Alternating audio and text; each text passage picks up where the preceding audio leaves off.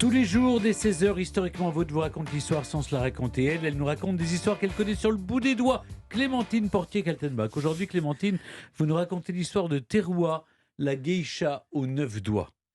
Oui, d'ailleurs, en fait, elle ne s'appelait pas vraiment Terroua. Terroua, c'est son nom de guerre, d'une certaine manière. Son vrai nom, c'était Tatsuko Takawaka. Mais enfin, quand elle est Takawaka. rentrée dans l'histoire... son nom Waka de- Waka, Ouais. ouais, une bonne Oui. chanson. Ah oui. Whenever, whenever. Non, c'est pas ça la chanson, je sais plus. Waka Bah Waka. écoutez, comme elle est née en avril 1896, à l'époque, je pense qu'on n'écoutait pas encore ce genre de Oui. merveille. Bon, et la pauvre Terroua, elle perd sa mère alors qu'elle est toute petite. Et comme elle est en enfant naturel, son père en a pas grand-chose à faire, et donc il la vend.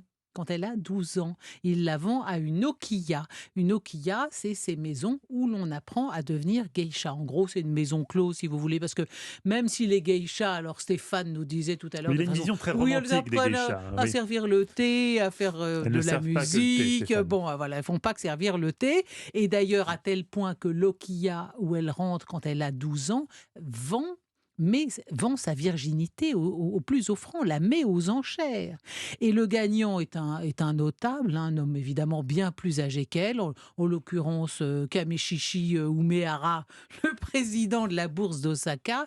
Mais enfin, je rigole à cause de son nom bizarre. Mais C'est pas un nom bizarre, Ouais. c'est juste un nom bon, c'est un japonais. nom en fait. japonais imprononçable pour des Mais on a le Occidentaux. nom en plus. On a son nom, il Oui. l'a violée, il la viole à l'arrière d'un salon de thé. Il a acheté sa virginité. Et oui. Alors, elle plaît beaucoup, elle plaît Terroua, à tel point qu'un certain Sobo Otomine la demande en mariage. Oui. Hein. Le père de Terroua refuse, parce que sur toutes ses prestations... Il touche, le il père touche. Le père touche. Le père est un macro, en quelque sorte. Hein. Donc, il ne veut pas que sa fille se marie, mais enfin, elle ne lui demande pas son avis, donc le mariage doit se faire. Alors, Sobo et Terroua partent ensemble en voyage. Mais alors là, qu'est-ce qui se passe? Malencontreusement, Sobo, en fouillant dans les affaires de Terroua, trouve un petit miroir de poche dans lequel il y a la photo d'un acteur avec lequel Terroua avait fricoté. Donc Comment elle était s'appelait tombée. cet acteur? Alors là, je ne le sais. Alors là, j'ai dû estimer que c'était suffisamment compliqué pour laisser cette info de côté, mais je vous la procure dans 10 minutes, bien évidemment, puisqu'elle est précieuse pour vous. Bon, alors il découvre qu'en fait, elle l'a trahi, qu'elle va l'épouser alors qu'elle était amoureuse de son acteur de J'ai une photo de seconde Stéphane zone. Bern dans mon portefeuille, ça veut pas dire que. Oui. enfin, Bah voilà, oui, mais je on a pense le droit que d'avoir une photo de si quelqu'un votre qu'on aime compagne bien. tombait dessus, elle ne serait pas forcément très Elle me contente. connaît très Ah, bien. elle vous ferait des problèmes. En tout cas, lui, il renvoie Terroua dans son Nokia. Elle n'a pas 15 ans à ce moment-là. Et elle se rappelle alors une pièce de théâtre où, pour prouver son amour et sa loyauté, une femme se coupe un doigt et l'offre à un samouraï. Ni une ni deux. Elle se procure un rasoir, se coupe la phalange de l'auriculaire et va l'offrir dans un petit mouchoir à Soboa. Vous feriez ça, vous, là? Non. Hein? Bon, alors au Japon, on appelle ça faire un yubitsume.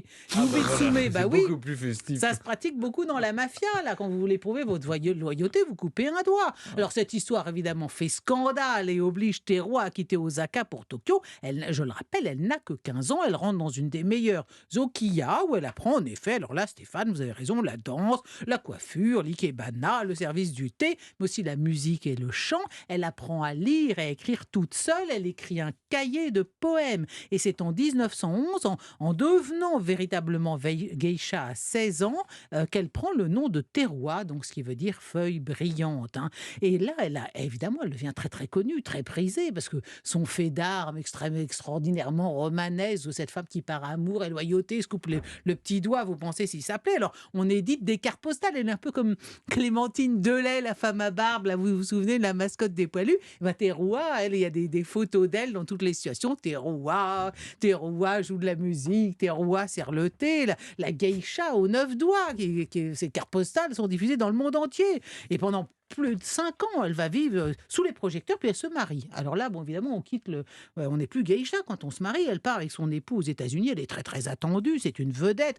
Et là, elle rencontre une vedette du cinéma muet. Hein, il y en a beaucoup. À l'époque, elle en tombe très très amoureuse. Évidemment, son mari, peu enclin au saphisme, décide qu'il est temps pour eux de rentrer au pays. Enfin, elle a une existence extrêmement aventureuse. Elle retourne au Japon, scène de ménage, adultère, mari jaloux, tentative de suicide. Bon, elle n'est pas du tout contente d'être mariée. Elle vient en France. En France, elle a un enfant. On ne sait pas avec qui, on ne sait pas ce qu'il est devenu. Enfin, vous avouerez qu'à ce stade, elle a quand même déjà eu une vie très aventureuse. Teruya, la geisha aux 9 doigts. Elle retourne au Japon, elle donne des cours, elle gagne de l'argent, les modèles photos, elle tient un bar, mais rien lui va, elle sombre dans l'alcool et la dépression. Et c'est alors qu'elle rencontre, à votre avis, qu'est-ce qu'elle rencontre? Hein? Bon, le bouddhisme, bien sûr. Il manquait plus que ça. Alors, à 39 ans, elle trouve sa voie, elle Mathieu décide Ricard. d'entrer en religion. Après 3 ans d'essai en tant que moine au temple Jyoji, elle est acceptée et devient officiellement moine le 30 septembre 1934. Et elle appartient à un temple féminin fondé par deux sœurs qui ont eu un chagrin d'amour pour le même homme. Quelle belle histoire, ah, ça c'est Robert. Alors bon, donc Teruya change complètement de vie, de nom, elle se rase la tête, elle devient Shisho. Et puis de moine, elle devient grande pétresse. Alors la petite Maiko, la geisha aux 9 doigts, meurt comme grande